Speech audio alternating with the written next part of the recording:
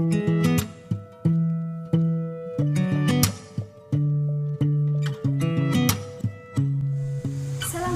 warahmatullahi wabarakatuh. Hai teman-teman, apa kabarnya? Semoga kalian dalam keadaan sehat dan baik-baik saja. Masih di rumah aja kan? Ingat, ikuti himbauan pemerintahnya. Saat ini Indonesia tengah dilema lantaran penyebaran virus corona yang mematikan dan semakin meningkat di negara ini. Virus corona merupakan virus yang dapat menyebabkan penyakit pada hewan dan manusia. Virus ini pertama kali terjadi di Wuhan, Tiongkok pada bulan Desember 2019. Lalu, apa aja sih gejalanya? Gejala virus corona yang paling umum adalah demam, batuk kering, dan lelah berlebih. Beberapa pasien mungkin akan mengalami sakit tenggorokan, hidung tersumbat, bahkan sampai sesak napas. Virus corona dapat menyebar dari orang ke orang melalui percikan dari mulut, hidung, atau menyentuh kita. Lalu, bagaimana tanggapan masyarakat tentang virus ini dan apa saja upaya yang mereka lakukan dalam memutus penyebaran virus ini? Yuk kita lihat video berikut ini.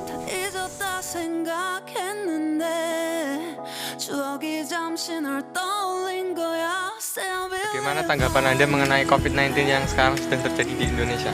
Menurut saya di Indonesia sekarang banyak jumlah korban yang berjatuhan karena mereka kurang menjaga kebersihan dan juga kurang berolahraga sehingga mereka rentan terkena COVID-19.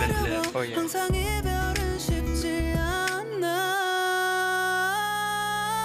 Sekarang ini kan lagi mewabah pandemi COVID-19 di negara kita.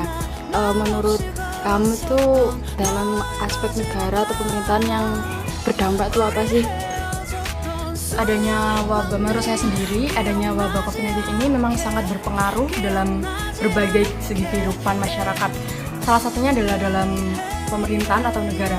Salah satu dampak yang paling spesifik adalah terhambatnya segala progres yang akan diwujudkan. Kenapa? Karena memang pemerintah sekarang berfokus pada penanganan COVID-19 yang mana segala urusan yang sudah ada dalam perencanaan sebelumnya terhambat sehingga belum ada progres untuk mungkin kemajuan pembangunan dan lain sebagainya, sehingga sangat berdampak untuk masyarakat.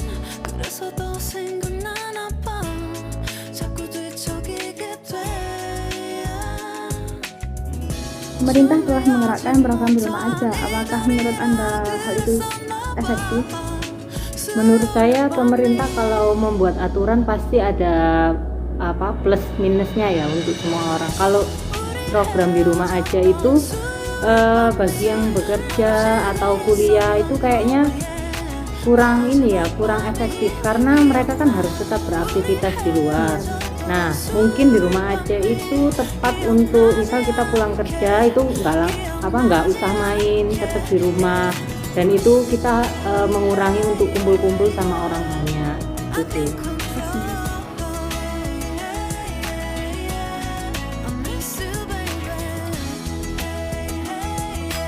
Menurut Anda mengenai pasien COVID-19 yang dinyatakan sembuh? Menurut tanggapan saya terkait pasien COVID-19 setelah dinyatakan sembuh, itu merupakan suatu hal yang baik. Karena mengingat dari awal permulaan COVID-19 itu muncul di Indonesia yang berasal dari 2 pasien yang berasal dari Depok, Jawa Barat, itu membuat kita semakin khawatir. Namun dengan adanya berita bahwa ada beberapa pasien COVID yang telah dinyatakan sembuh, itu merupakan kabar baik.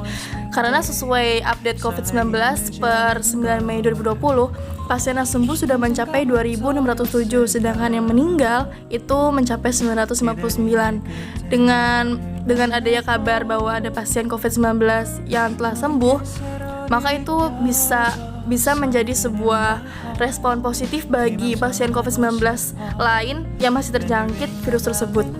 Dan dengan adanya berita banyak yang sembuh, maka itu juga bisa menjadi sebuah kabar baik bahwa negara sudah bisa mencapai titik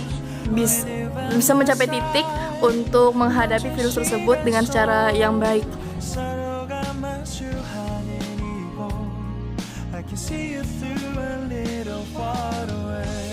Gimana sih caranya untuk memutus rantai penularan COVID-19 di lingkungan Anda? Kalau di lingkungan saya untuk memutus penyebaran COVID-19 ini ada kebijakan buat penyemprotan di sekitar lingkungan ya, Iya. khususnya Disinfektan ya, Mas? penyemprotan disinfektan itu seminggu 2 kali, setiap hari Senin sama Kamis, dan itu masih berjalan sampai sekarang, masih rutin.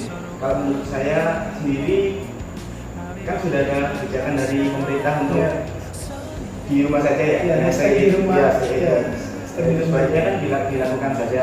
Di rumah kan karantina kan buat menghindari kontak fisik dengan orang lain di luar kan bisa.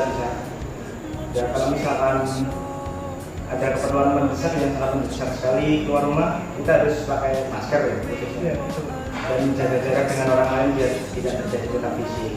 Dan maksudnya kalau misal pun di rumah saja, itu enggak di rumah saja buat nggak ada kegiatan itu enggak.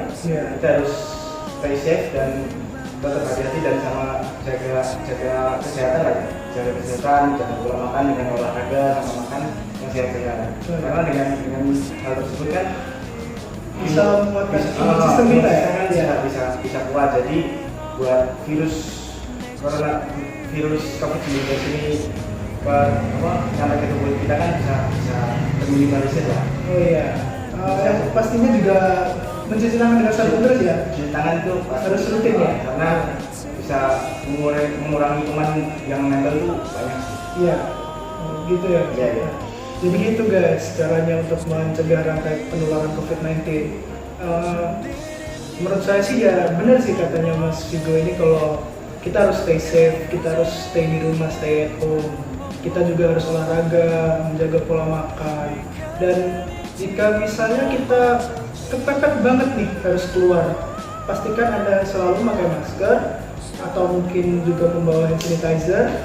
Dan sesampainya kalian di rumah, pastinya cuci tangan lagi. Ya gitu guys, kurang lebihnya gitu aja sih dari saya. Kurang lebihnya mohon maaf. Wassalamualaikum warahmatullahi wabarakatuh. Itulah pendapat masyarakat tentang virus corona.